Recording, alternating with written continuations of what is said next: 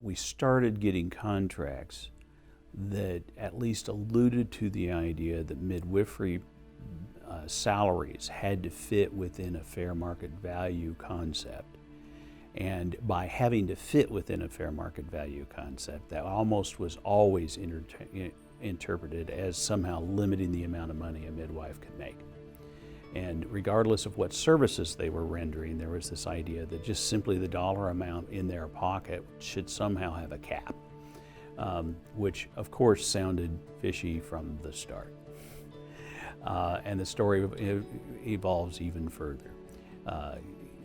When we began to look into it, and both in the correspondence and just getting people to talk to their prospective employers, they began to speak about how limited they were under Stark laws and how much they could pay midwives.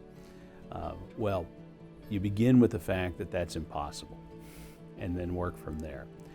Stark law covers physicians, and it covers physicians with federal reimbursement, and it does not cover non-physicians. It may cover some entities that are not physicians, such as a clinic or a hospital, but it does not cover midwifery services.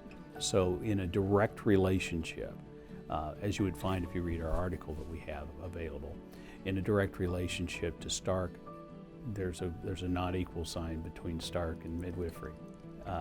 They just simply don't fit.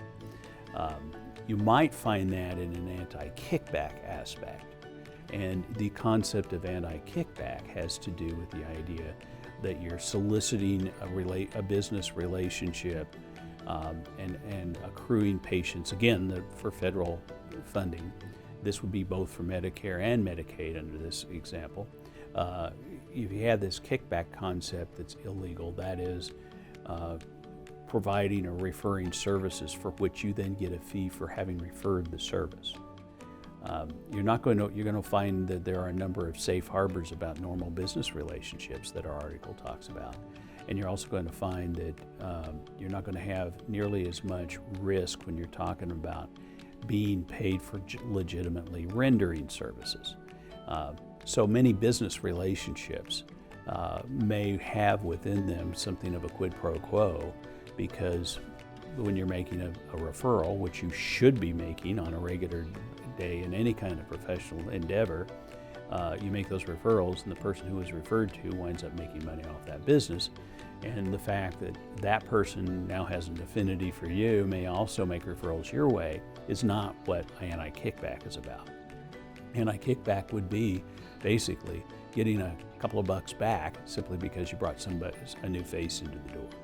So if midwives are not compensated for recruiting or referring, but compensated for what is in the normal nature of doing the business, and even many of the quality controls, including patient satisfaction, etc. As long as those are a component of it, you're not going to run into those problems.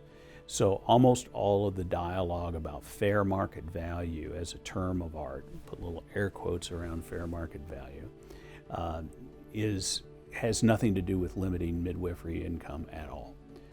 And in fact, the definition of fair market value pretty well across tax law and regulatory law and the fair market is that the fair market value for any service is what is legitimately negotiated for.